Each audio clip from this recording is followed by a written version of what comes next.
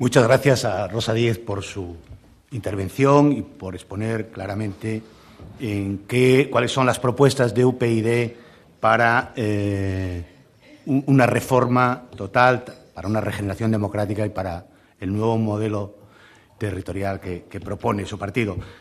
Bueno, hay aquí algunas preguntas que yo creo que han quedado expresadas a lo largo de su intervención, pero no quiero dejar de hacérselas. En términos claro y concreto, preguntan qué cosas fundamentales cambiarían en la política y en los partidos políticos del Estado, qué harían ustedes, y díganos hacia dónde ustedes irían si fuera presidenta usted del Gobierno y qué haría su partido en términos de transparencia y en términos de corrupción.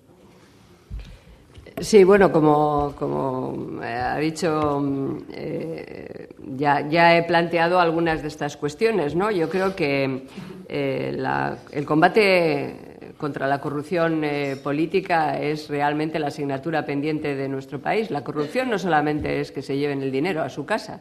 La corrupción también es la parasitación de los órganos de control, la parasitación de los órganos de la justicia, en fin, la situación a la que hemos llegado en el que España no hay separación de poderes. No hay mayor corrupción que un país en el que no haya separación de poderes, en el que realmente los partidos políticos controlen absolutamente todas las instituciones. Y eso requiere, primero, una reflexión común, naturalmente, de los responsables políticos y requiere reformar leyes, desde el Código Penal, como les he comentado, hasta las leyes por las que se eligen los órganos de la justicia o los órganos reguladores. A ver, quien piense a estas alturas, o sea, que por tanto, salir de la crisis de verdad, construir una España nueva, de verdad, una España competitiva, una España, en fin, a la altura de lo que los ciudadanos se merecen, no se arregla solamente con políticas económicas, o no requiere solamente de reformas en las políticas económicas, que muchas de ellas hay que hacer, o reformas laborales, o una buena y correcta conexión con Europa, una Europa más política. No, como no cambiemos todas estas cosas, pues es que nunca resolveremos el problema de fondo. ¿O hay alguien que pueda creer que hemos llegado a esta situación solo por la burbuja inmobiliaria? O mejor dicho, ¿por qué llegamos a la burbuja inmobiliaria? ¿Solo por unas incorrectas políticas de carácter económico que quisieron fomentar aquellas actividades económicas que facilitaban la riqueza fácil o el enriquecimiento fácil? ¿Solo por eso? ¿O está muy relacionado con una corrupción política generalizada? ¿No creen ustedes que la quiebra de las cajas de ahorros, el 51% del sistema financiero español, está íntimamente relacionada con la parasitación de sus órganos por parte de los políticos, de los partidos políticos, de los sindicatos y también de las organizaciones empresariales? La quiebra del sistema financiero es que tiene un origen, que es que los órganos de las cajas de ahorros no funcionaban con criterios económicos, funcionaban con criterios partidistas, políticos, en el peor de los sentidos de la palabra. Son quienes estaban allí en esos órganos quienes tomaron las decisiones que llevaron después a la quiebra de las cajas de ahorros, ¿o no? ¿O no está todo completamente relacionado? Íntimamente relacionado. Es que nos ha costado 40.000 millones que nos han prestado Europa y he perdido la cuenta de los miles de millones que hemos invertido el conjunto de los españoles para reflotar el sistema financiero, las cajas de ahorros. Pero es que hay una responsabilidad, pero por ahondar en lo mismo.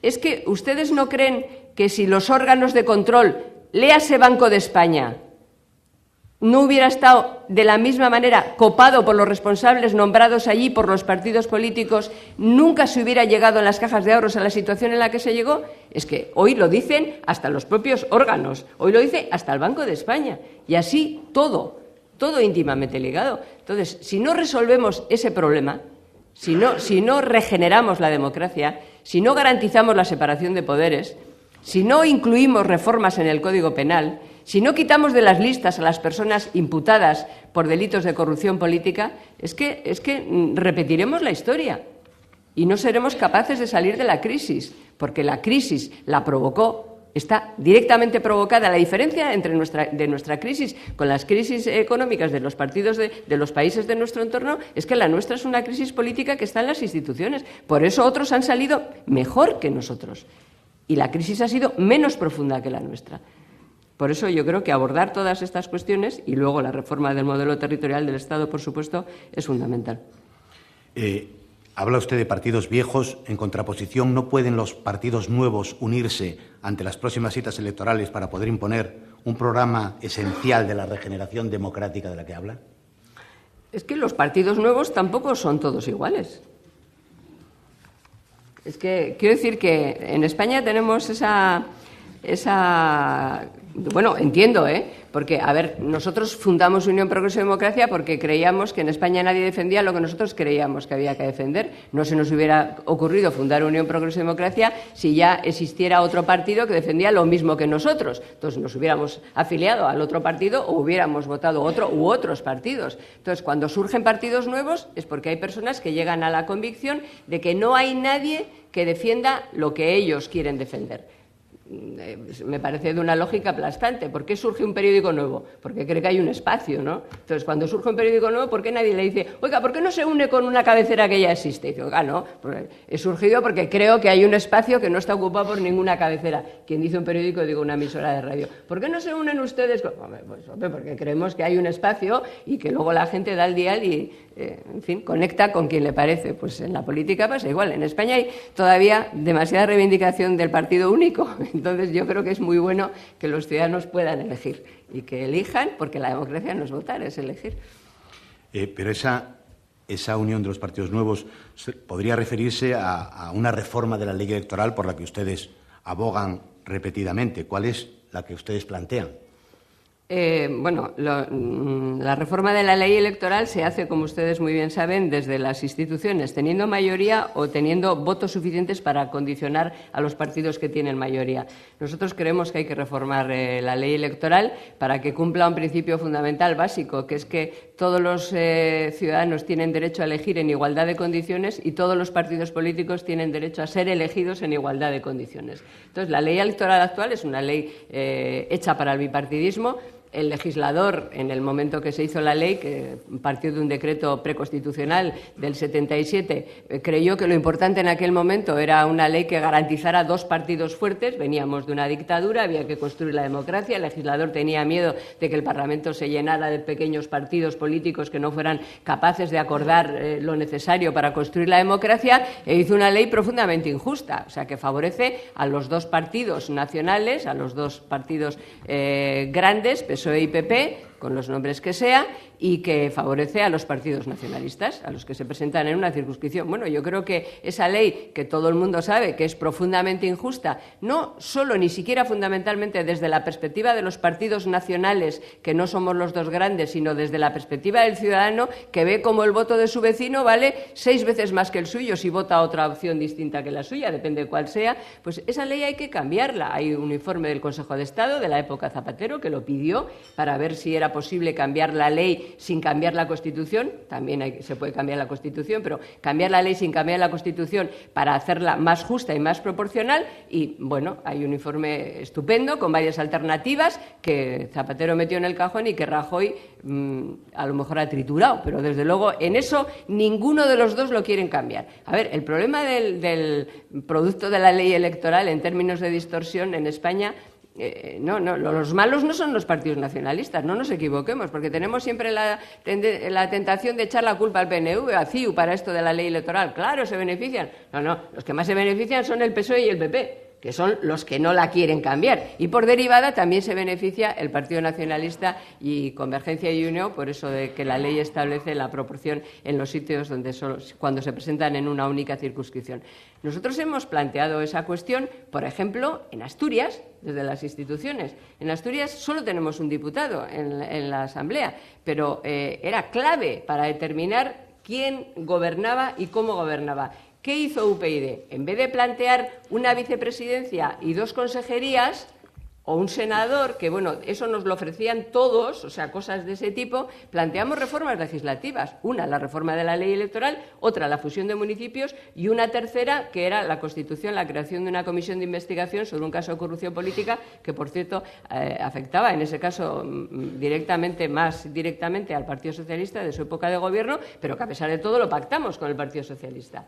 Bueno, han hecho la comisión de investigación, han trabajado y mucho y bien, y estamos trabajando y mucho bien en la fusión de municipios, pero cuando llegó el asunto de la reforma de la ley electoral, a pesar de que hubo informe por votos mayoritarios en la comisión, hubo ponencia mayoritariamente, se presentó una proposición de ley y el Partido Socialista, que quiso firmar para que eligiéramos presidente y que se adaptó a la firma para ser presidente, pues cuando llegó la hora de la verdad se retiró y se ha quedado en minoría. O sea que vamos a cambiar la ley electoral, o bien porque los partidos políticos llegan a la convicción de que hay que cambiarla, cosa que no va a ocurrir, ya se lo advierto, o bien porque este partido político será determinante en las próximas elecciones y esta será una condición.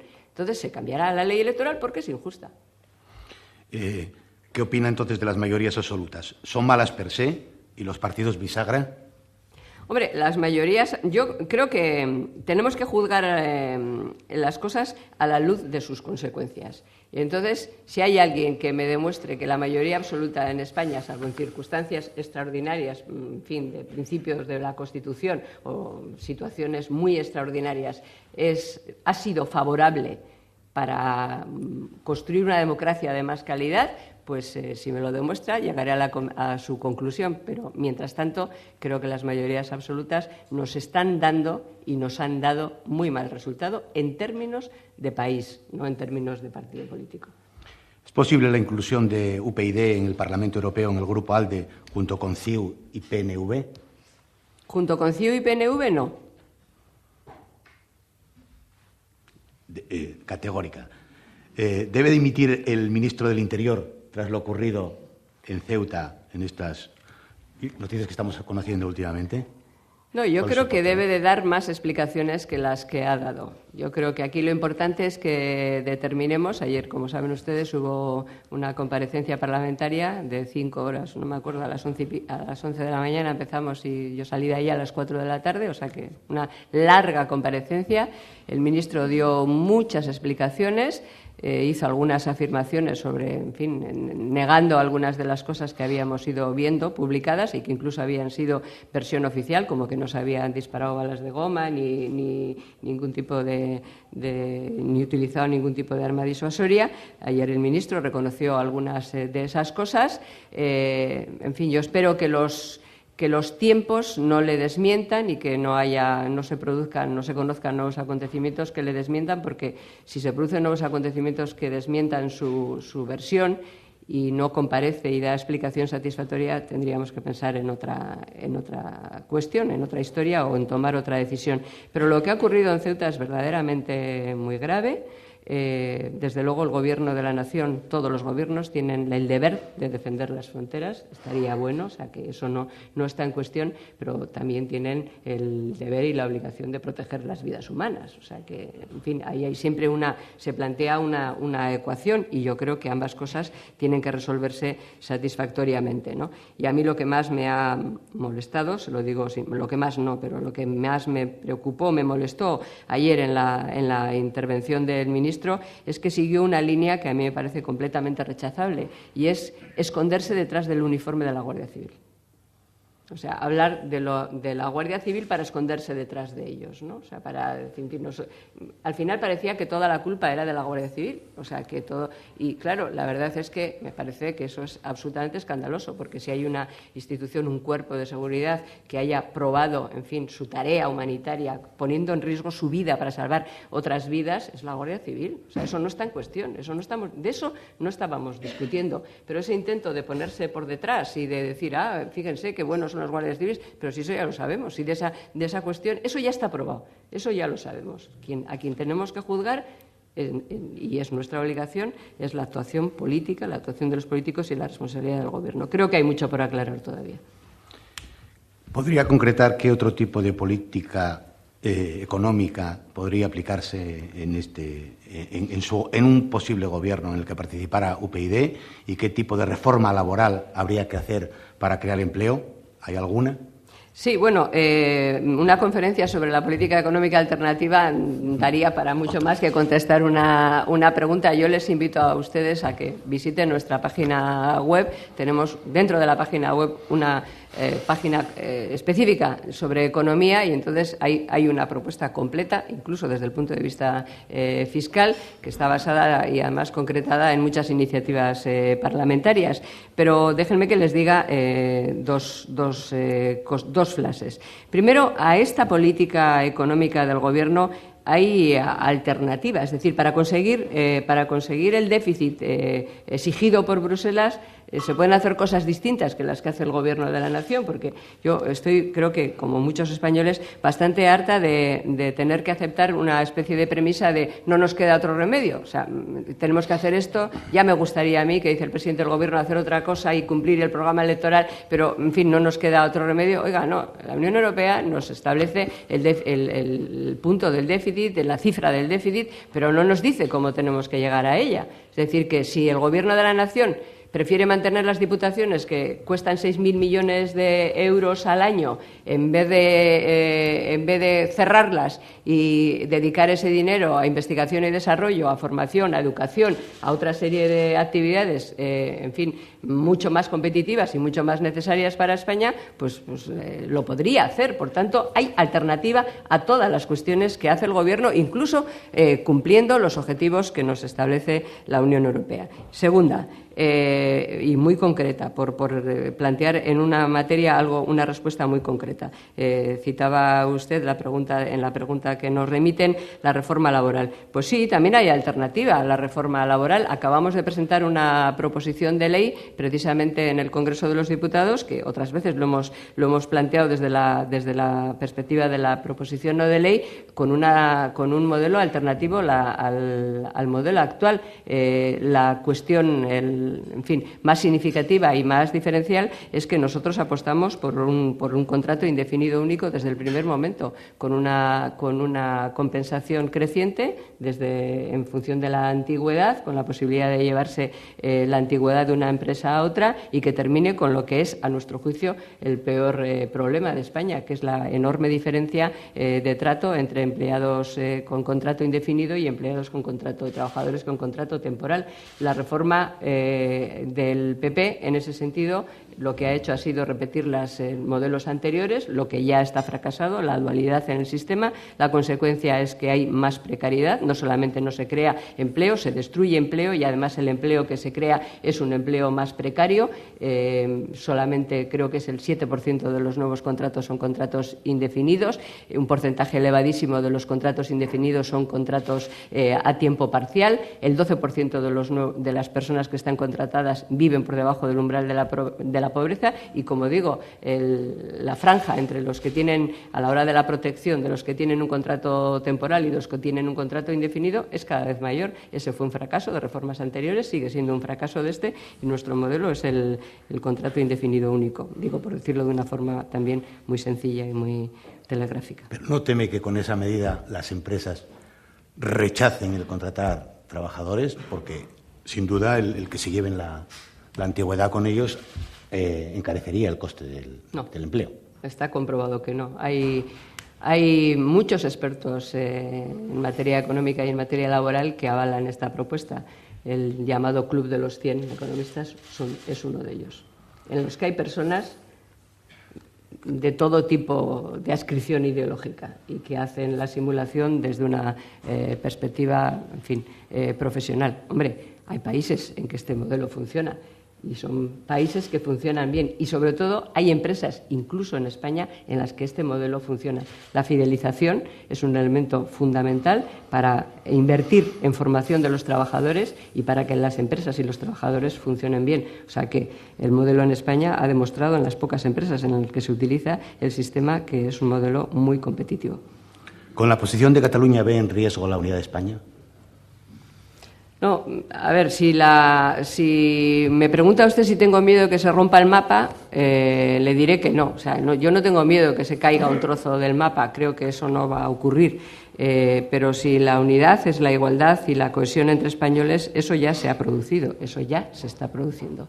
Yo creo que el problema que tenemos con el tema del nacionalismo catalán, con la pulsión secesionista, no es que nos pongamos a pensar qué ocurriría si se produce la independencia de una parte de España, sino qué está ocurriendo ya y cómo evaluamos lo que está ocurriendo. En Cataluña se ha producido una división, una ruptura de relaciones internas entre ciudadanos catalanes, una profunda brecha con alto contenido político, sociopolítico, cultural, económico, y se ha producido una brecha entre los catalanes nacionalistas y el resto de los españoles. Y yo creo que eso ya tiene gravísimas consecuencias a las que nos debiéramos de enfrentar con sentido de Estado. Y a mi juicio no se está haciendo.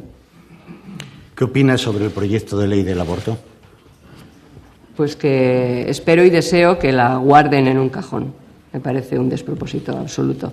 Y que tiene además, aparte de su contenido, tiene además el mismo problema que tuvo la reforma de la ley del aborto que se hizo en la legislatura de Zapatero, que Zapatero, lo más criticable, bueno, nosotros hicimos una enmienda a la totalidad y votamos también en contra, porque establecía el aborto como un derecho fundamental nuevo y eso no nos parece que es correcto, que ningún parlamento puede crear derechos fundamentales nuevos y porque dejaba a las menores, en fin, permitía que las menores pudieran abortar sin conocimiento siquiera y sin autorización de sus padres o tutores.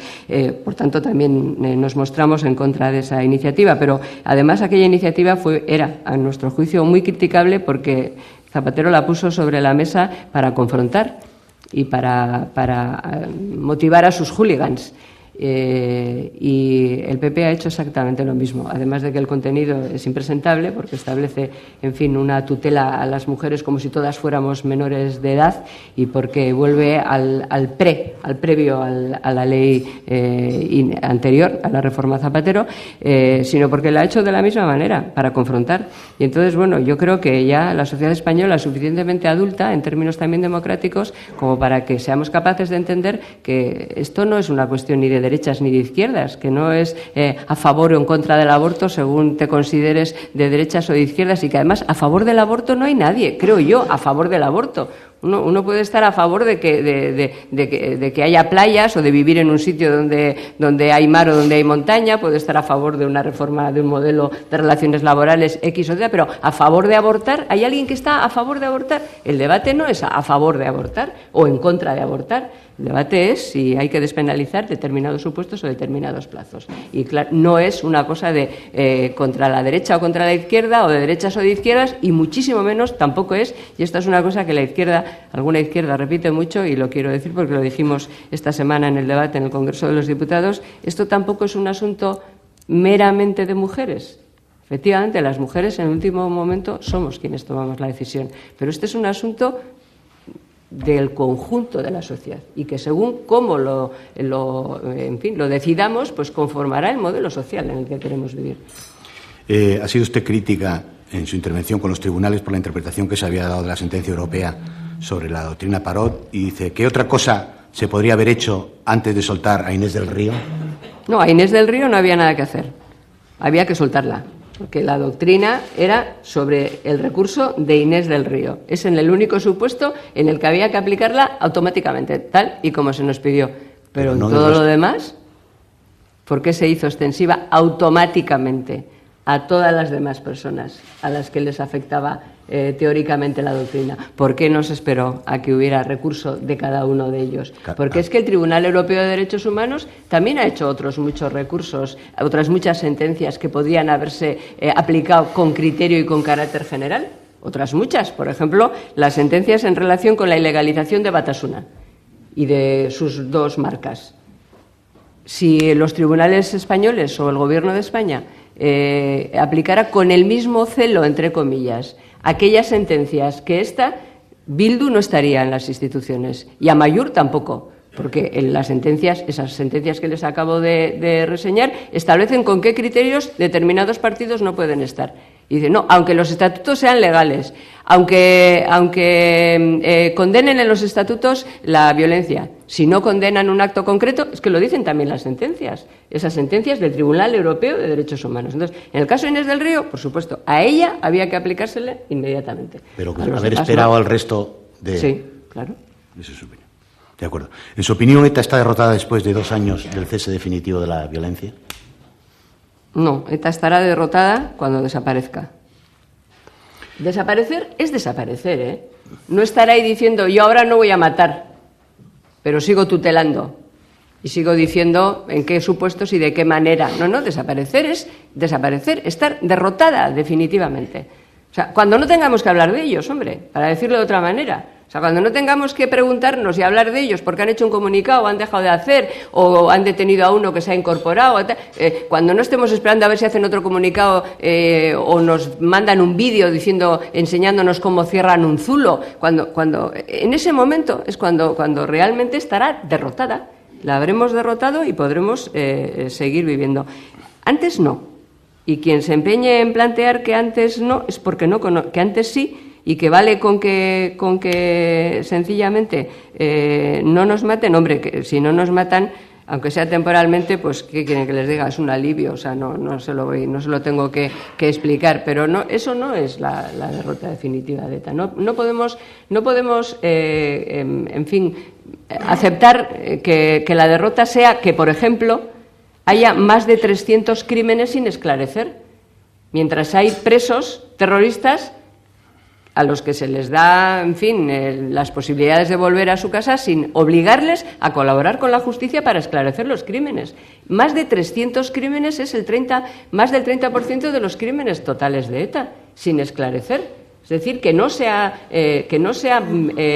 detenido ni juzgado a los criminales, que esas familias no han hecho el duelo y que hay personas criminales en las cárceles, y algunos de ellos haciendo política, que tienen datos, tienen conocimiento para esclarecer esos crímenes y no colaboran con la justicia. Exigir la colaboración con la justicia, el 90 del Código Penal, creo que es el artículo 90 del Código Penal, es imprescindible. Antes de terceros grados, antes de libertades condicionales, antes de acercamientos, antes de muchas de las cosas que estamos viendo. Vamos a terminar con varias preguntas que le hacen relativas a Cantabria, a la posición de UPyD en Cantabria, y dice, ¿tiene un planteamiento UPyD para Cantabria? Y hay encuestas que dice que le dan 2 diputados a Cantabria. ¿Creen que se los han merecido? ¿Qué han hecho en este tiempo para merecerlos? Hombre, todo lo que hemos defendido en el Congreso de los Diputados para España es bueno para Cantabria. ¿O es que hay alguien que piensa que realmente en Cantabria, en las cuestiones fundamentales, se pueden hacer cosas distintas que estas, de las que estamos hablando? O sea, Cantabria puede funcionar bien, puede crecer en términos económicos, en términos de calidad democrática, en términos de expectativas de futuro, al margen de lo que pasa en España, al margen de esta regeneración democrática de la que estamos hablando, al margen de estas medidas políticas y económicas de las que estamos hablando, al margen de una profunda reforma de las estructuras del Estado. Pues no, es que todo esto que estamos haciendo es fundamental para que luego en las cosas pequeñas, entiéndanme pequeñas en el sentido de más abajo, se puedan hacer otras políticas complementarias de estas. ¿Hay alguien que piensa que este dinero que nos cuesta esta duplicidad o triplicidad de las estructuras del Estado, que hemos de acabar con ella desde arriba, si me permiten la expresión, a nivel nacional, no es imprescindible para que Cantabria progrese? ¿Se lo han merecido los compañeros que están haciendo política en Cantabria? Pues yo creo que nos lo merecemos todos los que hacemos política a nivel nacional y también en Cantabria. Pero vamos, yo creo que nos lo merecemos, pues es muy de parte, entiéndanme. Claro, naturalmente yo en esto no soy justa en el sentido de que soy partidaria. ¿Cómo no voy a ser partidaria? Ahora, si nos lo merecemos o no nos lo merecemos, lo van a tener que juzgar los ciudadanos cuando vayan a las urnas. Y yo creo que lo que sí se merecen los ciudadanos de Cantabria es dar una oportunidad a quien no les ha defraudado, porque realmente lo que no se merecen los ciudadanos de Cantabria ni de ninguna otra parte de España es ir a la urna tapándose la nariz. votando entre lo que no me gusta y lo que me gusta menos todavía. Y volviendo a elegir a aquellos que ya les han defraudado. Si uno no llamaría 3 veces seguidas a un fontanero que le ha dejado una avería, ¿por qué vota 3 veces seguidas a un político que le ha hecho una avería? Entonces yo creo que quien se merece una oportunidad son los ciudadanos. Ahora, ellos verán si quieren utilizarla. ¿Tiene claro con quién pactaría y con quién no pactaría aquí en Cantabria? Tengo claro la política que hay que hacer. Y, por tanto, me parece que hemos puesto en evidencia que en las cosas fundamentales los unos y los otros, los dos viejos partidos o los dos partidos viejos no quieren que nada cambie. Y nosotros queremos que las cosas importantes cambien para que cambie la vida de la gente. Pondremos el mismo documento sobre la mesa como hicimos en Asturias. Y serán ellos los que no quieren que cambie nada o no quieren cambiar nada para garantizarse la alternancia en el poder, los que tendrán que cambiar las cosas para poder llegar al poder, valga la redundancia. O sea que estamos plenamente convencidos de que esa pulsión regeneradora y esa política de cambio también la vamos a ver en esta comunidad autónoma. Por lo menos por nuestra parte no va a quedar el intentarlo. Gracias a Rosa Díaz por su ponencia y por haber respondido claramente a todas las cuestiones que se han planteado desde aquí, desde la sala. Para terminar, como siempre, vamos a darle la palabra a nuestro patrocinador, en este caso es Juan Ramón Arraibi, director general de Negocio Regulado de EDP, que cerrará este acto y también les anunciará quién será el ponente del próximo foro del mes de marzo. Juan Ramón. Muchas gracias. Buenos días, autoridades, representantes del tejido empresarial, universidades, amigos todos. Para EDP, a la que tengo el gusto de representar en este acto, es un placer estar hoy aquí compartiendo la brillante intervención de nuestra invitada Rosa Díez, una política de reconocida y dilatada trayectoria, ¿no?, como hemos podido ver. Felicidades, Rosa, por tu intervención. Felicidades también a la cadena SER por su iniciativa de organizar estos actos donde se nos permite exponer, debatir y reflexionar sobre temas de interés para la sociedad cántabra.